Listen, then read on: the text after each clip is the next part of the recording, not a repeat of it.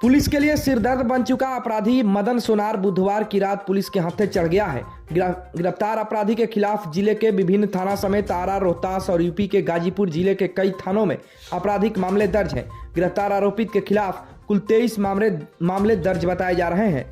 Police ने पूछताछ के बाद गुरुवार को उसे जेल भेज दिया।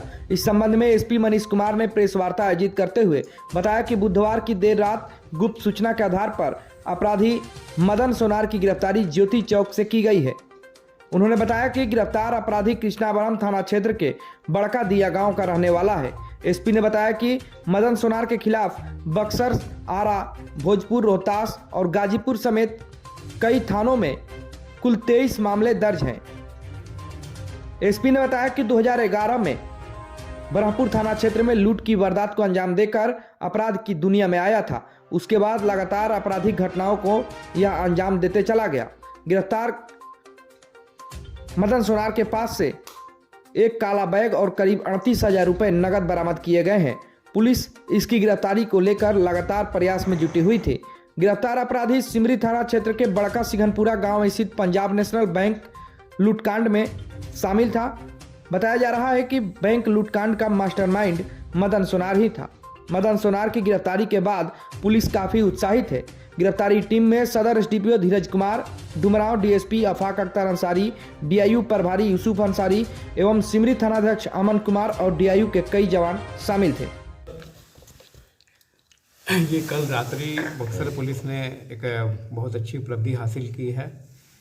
हमारे ज़िले का मोस्ट वांटेड अपराधी मदन सोनार, ये इसके पीछे हम लोग बहुत दिनों से लगे हुए थे। ये इसके ऊपर लगभग 23 कांड हैं दर्ज और 3 कांडों में ये वांछित था अभी, जिसमें हाल में बैंक डकैती जो हुई थी उसका ये मास्टरमाइंड है और उसकी गिरफ्तारी का हम लोग प्रयासरत थे। उसकी गिरफ्तारी हुई है। इसके पास से 38,200 रुपये बरामद हुए हैं। इसके अलावा एक बैग बरामद हुआ है काले रंग का और इसके द्वारा बताया गया कि इसी बैग से ये लोग बैंक से पैसा लेकर भागे थे। इसके अलावा एक स्वर्णकार से जो लूट हुई थी सोनवर्षा में और राजपुर में, दोनों में इसकी संलिप्तता थी और इसने संलिप्तता फिर स्वीकारी भी है। कितने की टीम है सर इसके साथ, क्योंकि इतने घटना को अंजाम दिया है? बेसिकली इसने यहाँ जो क्राइम किया है इसमें सेट ऑफ क्रिमिनल्स मतलब जो थे वो सब वही थे। वही क्रिमिनल का सेट जो है वो हर जगह काम कर रहा था। कुछ की गिरफ्तारी पहले हो चुकी है और कुछ का नाम इसने बताया है जिसके संबंध में और हम लोग साक्ष्य संकलित करके कार्रवाई करेंगे। किस बैंक लूटकांड में शामिल था? ये सिमरी का जो बैंक लूटकांड हुआ था उसमें शामिल था। सर स्टेट के बाद भी कई, बिहार के बाद भी कहीं सम्मिलित है? ये इसके ऊपर गाजीपुर में 2 केसेस हैं और रोहतास में केसेस हैं और हमारे यहाँ 20 केसेस हैं टोटल मिला के 25 cases, 23 cases. Sir inter state criminal जिस तरह से ये लंबे समय से 2008 से इसकी क्राइम हिस्ट्री बताई जा रही है, अब तक कितने कांड इस पर दर्ज हैं सर? टोटल 23 कांड इस पे हैं जो ऑन रिकॉर्ड है।